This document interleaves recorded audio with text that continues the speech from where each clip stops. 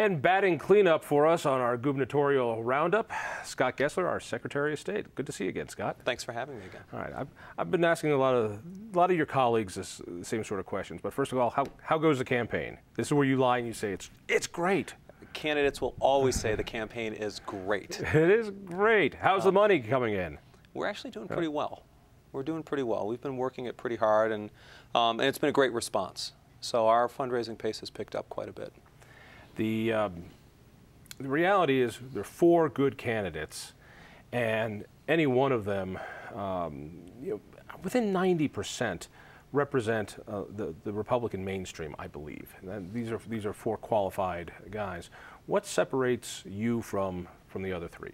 Sure. What is it that Republican primary voters need to know?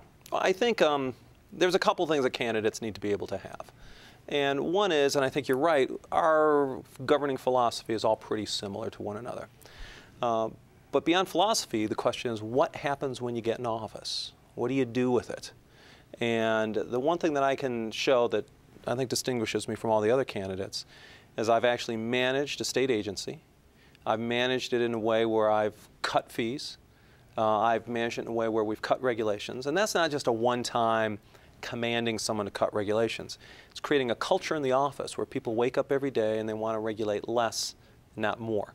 And when you build that culture, it becomes sort of a self-reinforcing loop where people say, well, how can we cut back on this little regulation or that big regulation? And that makes a difference after a while. And I've done this governing as a conservative, and I've done it in a way that where I've stood up for principles as well. So we can all say we're going to do something. I can show that I've done it. As usual in Colorado, we've got one guy running on the Democratic side without a primary and a bunch on this side. There's been a lot of talk of, can't we just get one guy? So let me ask what I've asked others. What would it take for Scott Gessler to drop out of this primary race here at the 11th hour and go, you know what, I think for the best we should put our votes behind somebody else? I think what they'd have to show me is, one, the ability to win the race, to have a better shot at it than I, and a record of achievement. And I haven't seen that to where I'm willing to drop out. All right, the same thing, you get into the traffic accident, you can't run anymore. All that operates is your incredible brain in your mouth. You have to endorse one of your fellow guys. I have the mental capacity merely to endorse someone. That's all. That's the only thing you're able to do before you pass on. Yeah. Mike Kopp and I have been friends for a long time, so he'd probably get the nod. He'd get the nod. All right, let me talk about what I know they're going to say. Because you're a very unethical man, and I've known you. You lived in Boulder. Now I know you're talking tongue in cheek. No, I've known you long enough to know you are just terribly unethical. These silly charges that came up on the Independent Ethics Commission, where they slapped your wrist for something, but yet Hickenlooper, in a very similar situation, didn't have to go through that. He was cleared. And interestingly, what is it? 3 out of 5 of those people on the commission actually gave money to Hickenlooper's campaign. It's just ridiculous. This Independent Ethics Commission is it's becoming a star chamber, but they've been able to tag you, and they're going to use that in the election. What would you say about it? Maybe they'll use it. And the reason I say maybe is it's become clear over the last several months in particular that the Ethics Commission is fundamentally corrupt. And I say corrupt. When you have, it's actually 4 out of 5 of the current commissioners have contributed to John Hickenlooper's reelection. So they are personally and financially invested in making sure that he wins. And in fact, 2 weeks after they gave Hickenlooper a pass, one of the so-called independent commissioners held a fundraiser for him. So it is corrupt. And you can see that corruption in the difference between the way they treated me and the way they treated John Hickenlooper. They were asked to recuse themselves when they were looking at Hickenlooper's, the complaint against Hickenlooper. They refused to do so. They refused to put it onto anybody else. They were asked to recuse themselves with me, too. And the Colorado Constitution specifically creates a vehicle where they can recuse themselves and put it over to an administrative law judge. I mean, it's right in the law, and they refused to do it. With me, the Colorado Supreme Court said what I did was proper legal training. And by the way, for those who don't know, what is it that you did? I went to the Republican National Lawyers Association legal conference. on state money that I use through the discretionary account that each elected official gets. And the Supreme Court said that that was proper legal training. An outside auditor approved it. The state controller approved it. The Democrats launched a grand jury investigation into me for 6 months. They cleared me of all wrongdoing. The Ethics Commission's own investigator couldn't find any wrongdoing at all. But they disregarded their own investigative report to slap me on the wrist, like you said. Now compare that to John Hickenlooper. Their investigator said that John Hickenlooper and his staff were, quote, a slippery lot. So what did they do? They disregarded that report too. They refused to even hold a hearing.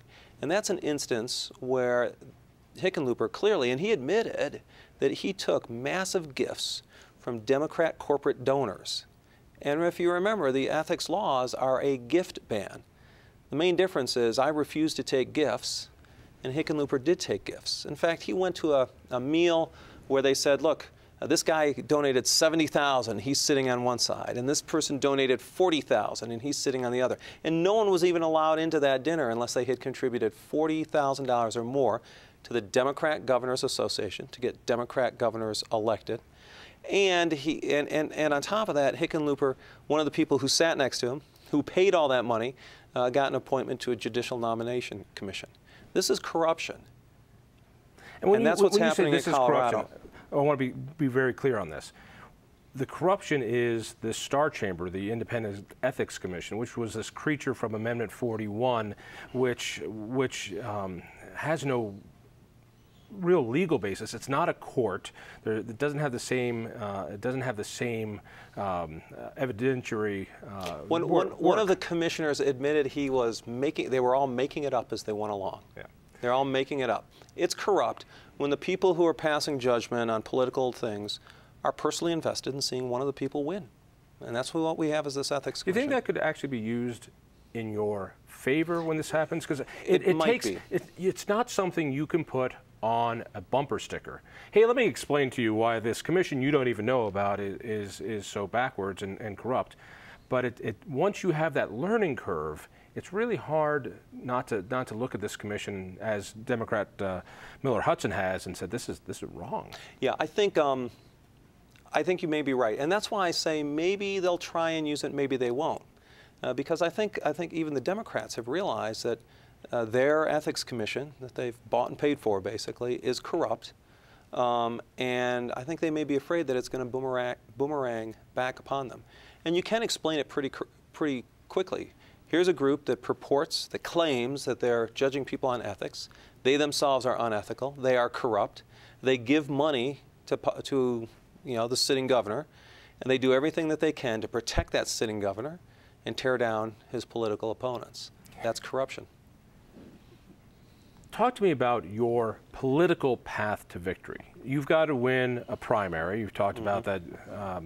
How are you going to win the primary? Not why you're a better candidate, but why is it you think you can win that primary? And then how in the world do you take on a guy who has as much money and as much name recognition as Hickenlooper? So let's do the primary first. Sure. So it's a four-way primary. A lot of good people in the primary. If you look at it, the one thing, as I've said before, that I have is a record of achievement. And I think unlike all of the other candidates, I've received respect and support from whether it's the Tea Party or establishment or social conservatives. I mean, pretty much everyone respects what I've done and what I'm about and the principles I've stood on. And when you look at, for example, the two former congressmen, Tom Tancredo and Bob Beaupre, good men. They've both run for governor and they've both lost pretty handily. So that works against them. Well, what I've also found out is that they both, at least based on the analysis we've done, they both have a very limited ceiling of support. They're not going to be able to unify the Republican Party, and they take from a very, relatively small segment of the party, and they're not able to grow beyond that. Mike Kopp, who's a friend of mine, good guy, I don't think he's got that. He's not very well known, and I don't think he's got that record of achievement that he can broadcast as well. That doesn't say he's never. I mean, he's done great stuff, but I don't think he's at that level. So. There's plenty of room among undecided voters to support me, and I think we're beginning to see a big swing towards my campaign. You win that.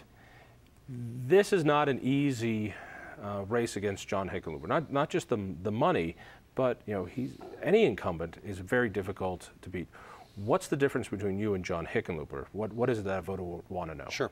A couple things, though. I will say I ran against a Democrat incumbent before, and they told me he was popular, and I still beat him. So I've been in this and that was also for a statewide seat. Yeah, and that was for a statewide seat. So here's, I think, the differences. John Hickenlooper also has a record, and it's not a very pretty one. And when you look at his behavior, when you look at his punting on the death penalty issue, that frustrates a lot of people, particularly in Arapahoe County.